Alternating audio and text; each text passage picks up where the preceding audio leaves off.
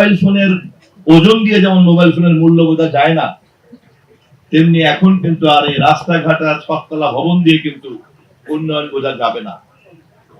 প্রকৃত অর্থে উন্নয়ন বুঝতে চাইলে পরে এই সমস্ত স্ট্রাকচারাল ইঞ্জিনিয়ারিং এর পিছনে, অবকাঠামোগত ইঞ্জিনিয়ারিং এর পিছনে এর সফট পাওয়ার এবং সফট সার্ভিস ক্যাপাসিটিটা কতটুকু আমরা দিতে পারছি, তৈরি করতে পারছি, তার উপরে নির্ভর করবে।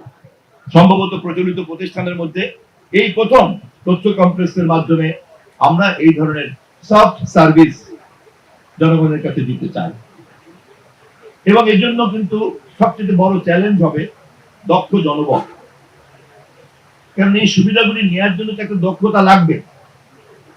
অতএব আমি একই সঙ্গে অনুরোধ করছি, আমি ভাবছি যে আমি শিক্ষামন্ত্রীকে চিঠি লিখবো, যেখানে যেখানে তথ্য কমপ্লেক্স হবে সেখানকার বড় বড় শিক্ষা প্রতিষ্ঠানে তথ্য কমপ্লেক্সকে ব্যবহার করার, সর্বোচ্চভাবে ব্যবহার করার একটা প্যাম্পলেট, একটা লিফলেট যেন ওখানে বন্টন করা হয়, যাতে তারা এখানে আসতে আগ্রহী হয়।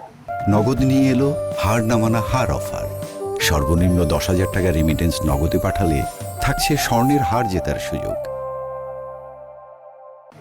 এটা কেবল ঢাকা বরিশাল হাইওয়েতে যাওয়ার সময় একটা দর্শনীয় ভবন হতে পারবে। এখানে যেন প্রতিদিন ইয়াংরা আসে, টেকনোলজিতে অ্যাক্সেস আছে এমন সমস্ত মানুষজন এখানে আছে। বয়সে যদি প্রবীণ হয় কিন্তু চিন্তায় যদি তরুণ হয়, তাহলে তিনি যেন এখানে আসেন। প্রতিদিন যদি 4টা করে সিনেমা চলতে থাকে, যার যেমন সুবিধা, ঘরে বসে বসে ইন্টারনেটে টিকিট কাটবে, আইসা ভালো ভালো ছবি দেখে চলে যাবে।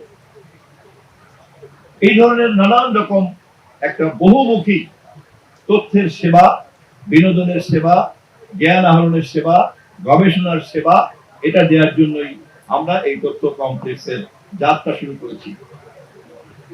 এই আশাবাদ ব্যক্ত করছি আমি, এই কাজ শেষ হওয়ার পরে আমরা আমাদের মেয়াদ সম্পন্ন করার আগেই ডিজিটাল বাংলাদেশকে স্মার্ট বাংলাদেশে পরিণত করে বিদায় নেব ইনশাআল্লাহ।